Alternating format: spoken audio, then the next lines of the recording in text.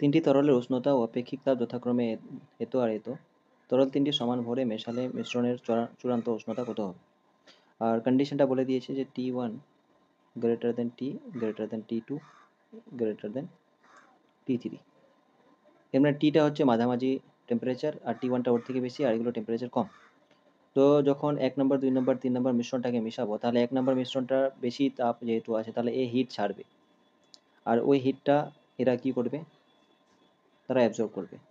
এবার hit absorbed or release আমরা কি জানি, mass into specific heat into temperature change বা টিটা, উষ্ণতা ডিফারেন্স যেটা ওটা সেইটা হচ্ছে গৃহীত বা বর্জিত তাপের পরিমাণ হয়। তো এখানে 1 নম্বরটা যে পরিমাণ হিট ছাড়বে সেইটা তোমার 2 নম্বর আর 3 নম্বরটা অ্যাবজর্ব করবে। তাহলে আমি যদি বলি H1 যেটা হচ্ছে রিলিজ করছে ওটা is equal to H1 H2 plus H3 হবে, এরা অ্যাবজর্ব করবে। তাহলে এ কত রিলিজ করবে, যেহেতু সমান ভরে মেশানো হয়েছে তাহলে এম C1 আর টেম্পারেচার ডিফারেন্সটা কত T1 মাইনাস টি,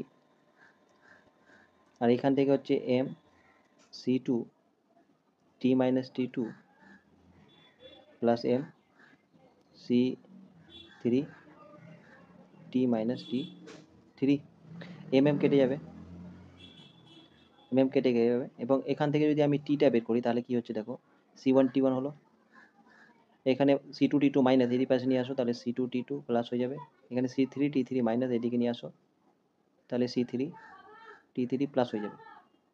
আর এদিকে যদি আমি টিগুলো নিয়ে যাই তাহলে টি কমন নিয়ে নিই তাহলে C1 plus C2 plus C3 আর টি পড়ে আছে, তাহলে টি যেটা হলো সেটা হচ্ছে C1 T1 plus C2 T2 plus C3 T3 by C1 plus C2 plus C3।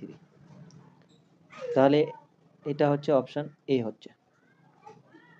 এরকম ভিডিও আরও পাওয়ার জন্য চ্যানেলটাকে সাবস্ক্রাইব করে নেবে, লাইক করে দেবে। Thank you so much.